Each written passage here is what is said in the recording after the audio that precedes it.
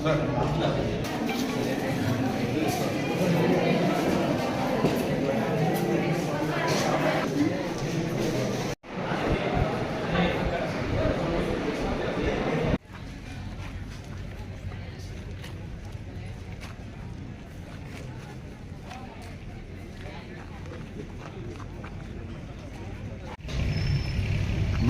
దాదాపుగా వారం రోజుల నుంచి మెగా జాబ్ మేళా గురించి పబ్లిసిటీ చేయడం జరిగింది. ఇక్కడున్న నిరుద్యోగ సమస్య పైన బహుజన్ సమాజ్ పార్టీ నిరుద్యోగ నిర్మూలనే ధ్యేయంగా పనిచేయాలని చెప్పేసి భావించి ఈ జాబ్ మేళా అనేది పెట్టడం జరిగింది. చాలామంది పిల్లలు హాజరు కావడం జరిగింది. మీకు ఈవినింగ్ లోపల పూర్తి అప్డేట్ అయితే ఇవ్వగలము. ఇప్పటికీ మా అంచనా ప్రకారం దాదాపుగా ఒక 1000 నంబర్స్ వరకు అటెండ్ అయి ఉంటారు అని చెప్పేసి మాకున్న అంచనా.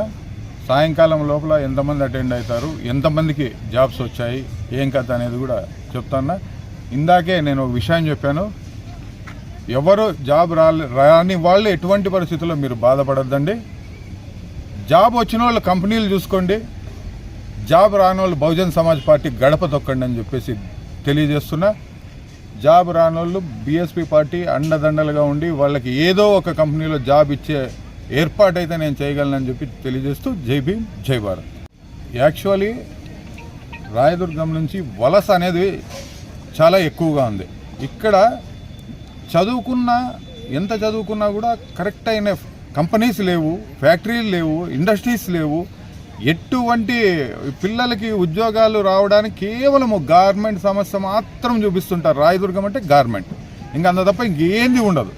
అలాంటప్పుడు ఇక్కడ ఇన్ని రాజకీయ పార్టీలు ఉన్నాయి, ఇంతమంది లీడర్స్ ఉన్నారు, ఇక్కడి నుంచి మినిస్టర్స్ అయిన వాళ్ళు ఉన్నారు, ఎంతోమంది ఉన్నారు. కాకపోతే ఇండస్ట్రీస్ అనేది ఏర్పాటు చేస్తే నిరుద్యోగ నిర్మూలన అనేది జరుగుతుంది. ఇప్పుడు మేము అధికారంలో లేము, ఆ ఇండస్ట్రీస్ ఎలా మేము తేలేము కాబట్టి ఆ కంపెనీలైనా తీసుకొచ్చి ఈ నిరుద్యోగాన్ని నిర్మూలించాలని చెప్పేసి మా వంతు భాగంగా ఇలాంటి జాబ్ మేళాలు నిర్వర్తిస్తున్నాం. ఇదే కాకున్నట్టు 6 నెలలకోటి బహుజన్ సమాజ్ పార్టీ జాబ్ మేళా నిర్వహిస్తుందని చెప్పేసి తెలియజేస్తూ జై భీమ్. రాయదుర్గ పట్టణంలో ఈరోజు ఒక గుర్తుండిపోయే రోజు. ఎందుకంటే ఒక రాజకీయ పార్టీ ఆధ్వర్యంలో ఒక జాబ్ మేళా నిర్వహించడం అనేది చాలా గొప్ప అంశం.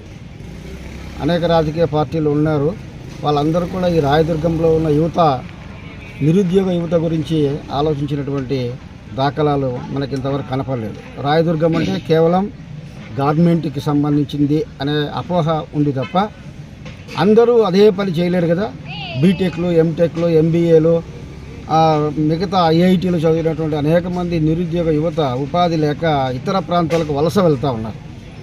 అలాగే ఏ కంపెనీకి ఎక్కడ ఉండి ఏమి తెలియని అయోమయంలో కొంతమంది ఉండి కూడా ఉన్నారు. అంటే టెక్నికల్గా వాళ్ళు నైపుణ్యం ఉన్నప్పటికీ ఉపాధి అవకాశాలు లేక ఎటు పోవాలో తెలియని అయోమయ స్థితిలో నిరుద్యోగులు ఉన్నారు. అటువంటి నిరుద్యోగులకి ఒక ఆశాకిరణంలా బహుజన్ సమాజ్ పార్టీ రాయదుర్గం ఇన్ఛార్జిగా ఉన్నటువంటి నాగరాజ్ గారు ఈరోజు ఈ జాబ్ మేళాను ఏర్పాటు చేయడం మా యొక్క పార్టీకి ఎంతైనా గర్వకారణం అని చెప్పి